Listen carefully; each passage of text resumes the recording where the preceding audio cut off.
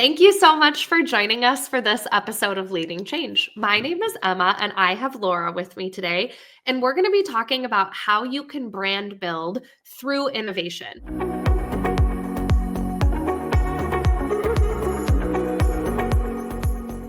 But before I get to all the questions that I've got for you, can you give everybody an introduction? Sure. Emma, thanks so much for having me on today. It's a pleasure. I remember the first time we met down in Vegas, and it's been so many years since then. So I'm Laura Dinan Haber, Innovation Brand Director at Nassau. And, I have a background in marketing, economic development, innovation, and it's always been a common thread for me how to utilize change, innovation, and community to really make an impact. So I'm excited to kind of dive deeper with you on that today. Well, so going off of a title like that and the teaser that I gave already, I think it's like a very common thought process then for me to ask you, like, how have you throughout your career taken the role of innovation and used that to build brands along the way? Yeah, it's interesting. If you look at the definition of innovation, there's a lot of different ways to look at it. It's technology, there's a scientific definition, business strategy, economic, market. But really, in my opinion, innovation comes down to humans. And I think that it's important to recognize that while for example, a piece of technology may be transforming, it really comes down to ideas, meaningful solutions, and embracing the wonderful human nature of curiosity, its collaboration, its creativity, and using kind of like that insight to drive and adapting the willingness to change. And that's kind of difficult, I think, in a lot of cases, sometimes more on a personal level than on a developmental level. But it's really the appetite to challenge what has been, to challenge that status quo and bring it to life through these collective efforts. And a common thread for me has really always been working and partnering with other individuals to have that diverse mindset and that diverse thought so we can progress towards that innovation and change together. So obviously, I'm a big fan of this idea of like innovation being driven by humans and having humans at the center of it. So I kind of want to like dig into that mindset a little bit and specifically what you mentioned there with this idea of like relationship building. So how have you like this brand building and then all the relationships that you've built along the way help you and the companies that you work for drive bigger and I guess more impactful impact along the way within like the fintech and insurtech landscape as a whole? Yeah, absolutely. And a lot of what NASA Reimagine is we go back to the roots of an insurtech incubator that was set up here in Hartford back in 2019.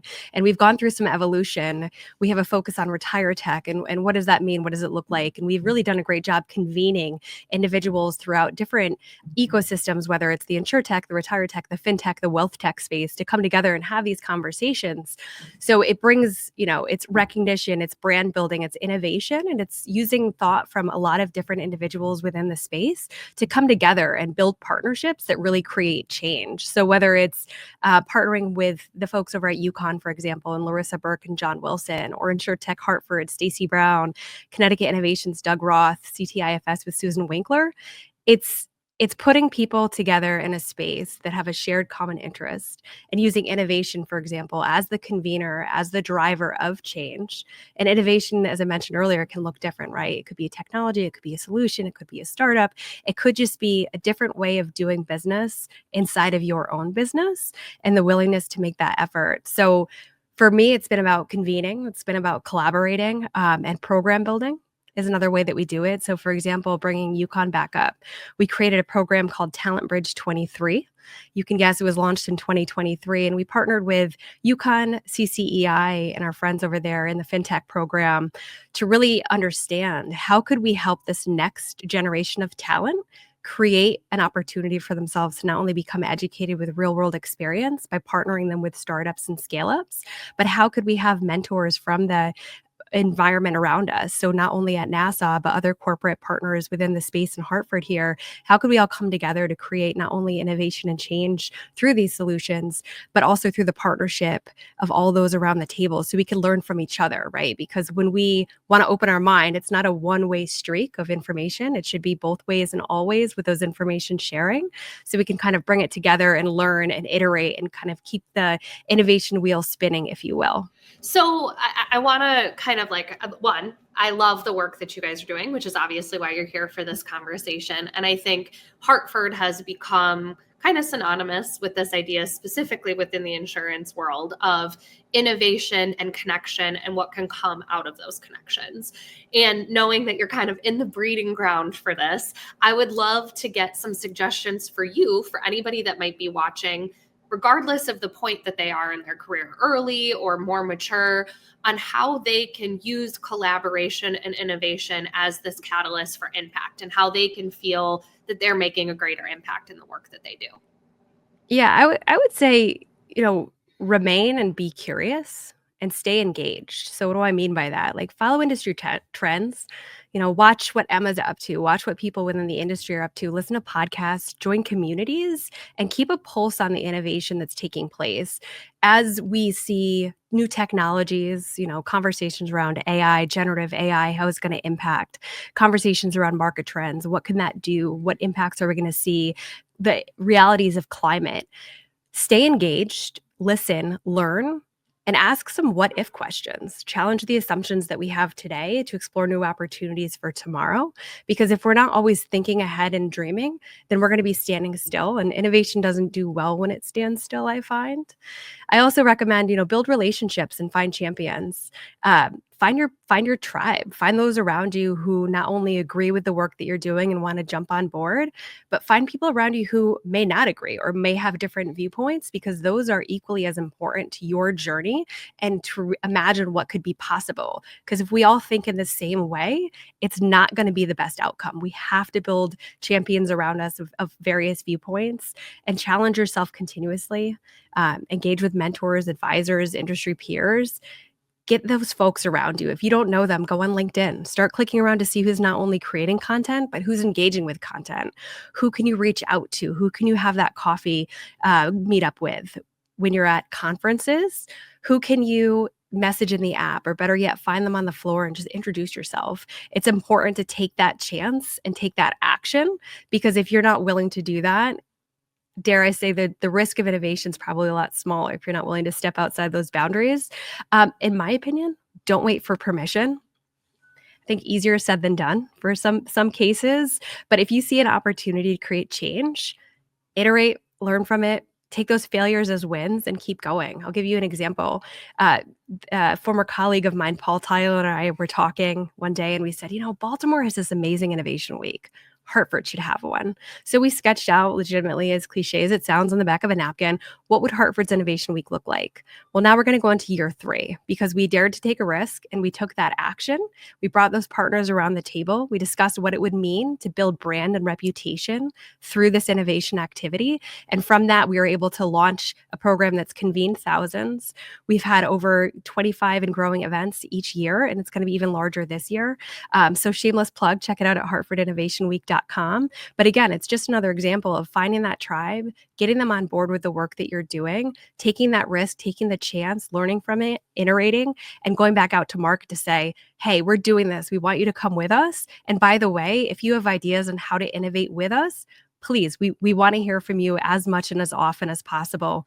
And last thing I'll say is amplify your voice and share your knowledge, right? Emma's been a great leader in this and amplifying the voice on change, and how do we change the human centeredness of everything that's going on, things that are technical and difficult, but making them tangible. Share your knowledge, because without people coming to the mic, whether it's an actual mic or in front of a phone, we're not going to know as much from one another, and we're not going to know who the best to connect with. So you are intelligent, you are innovative, you are creative, and people want to hear from you. So make sure that you jump on your platforms that are relevant, whether it's LinkedIn, podcasts, social media, and amplify your own voice and share that knowledge, because there's people out there like me who want to hear from you and want to learn how we can partner together. I think that idea of just try it is something that people always say, and it sounds really cliche, but it is literally the step to start anything. Nothing can exist in the world without someone being able to or willing to take that risk. And we often stop ourselves way ahead of the curve because we make up excuses of why it's not going to work. And I mean, I'm the classic example of that. If I didn't have James in my house telling me to create content, telling me to go try new things, pushing me to do things that are outside of my safe little box of what I've convinced myself people want from me, I wouldn't be doing what I am right now. And so that is literally the best advice that either one of us could give everybody is just start. And the worst that happens is no one watches the video or listens to the podcast, or the idea doesn't go anywhere, but at least you're not constantly wondering what if, as opposed to sitting there and kind of questioning yourself moving forward. Yeah, absolutely. And it's interesting too, right? Because you mentioned, well, what if no one listens to the podcast? Sometimes it's not necessarily about the listens, right? When we think about success metrics, especially on reputation and brand building, yes, there's some black and white data that we can have, like how many downloads, how many listens, how many X, Y, and Z. But I've been able to use some of the innovation work that we've done here at NASA to get into the conference, to record from the show floor, to engage with the keynote speakers, to bring people to the microphone to share their insight that otherwise they wouldn't have the opportunity to do it, right? So when you think about how can I brand build through innovation? How can I be creative? How can I do these things that are slightly different? Don't shy away from even the smallest thing, because you can use that to unlock and open doors that otherwise would have been difficult or not existent. So think about things from all angles, not just from the front facing to say, ooh, if I don't get X number of downloads, I can't deem it successful. When in fact, maybe no one downloads it. And that's okay, because now you've used it to do thing A, B, and C that otherwise would have been impossible. Well, and to your point too, the metric of like how many isn't necessarily what you should be going after. It could be Correct. who is the person. And you could get 10,000 downloads and have them not be the right person to help you create impact. Or you could have 5 and have 2 of those people be somebody that helps you accomplish your goal along the way.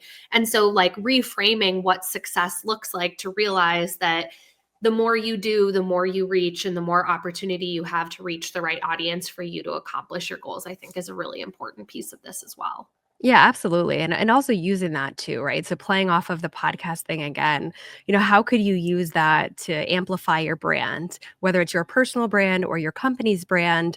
Use it to potentially identify conferences. We're all looking at, it's February right now. We're looking at our conference agendas to say, where are we going? Who are we going to see? What meetings should I be setting up?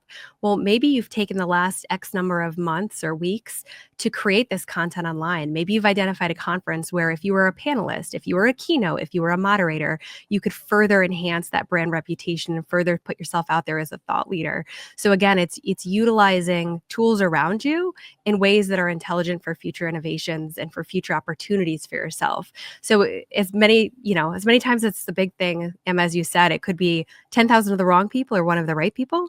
It's also understanding who or the what are you trying to do or get a hold of or get their eyes on you, and making sure that you hone in on doing those things. So it could be 2 very, very important things versus 100 very unimportant things. So kind of giving a grasp on the who and the what, and then to focus your energies in that way. Thank you so much for joining me for the conversation, Laura. And if you're not already, make sure you go and follow her on LinkedIn and stay up to date with her podcast and all the work that she's doing to drive innovation in Hartford, because it's more than just the role that you keep. You're involved in all sorts of things. But thank you again for joining me, and for everybody for watching, and have a wonderful day. Thank you. Thanks for joining us for this episode of Leading Change. If you like what you saw, be sure to come back on a weekly basis and subscribe for more expert interviews focused on digital transformation, change management, and emerging technologies.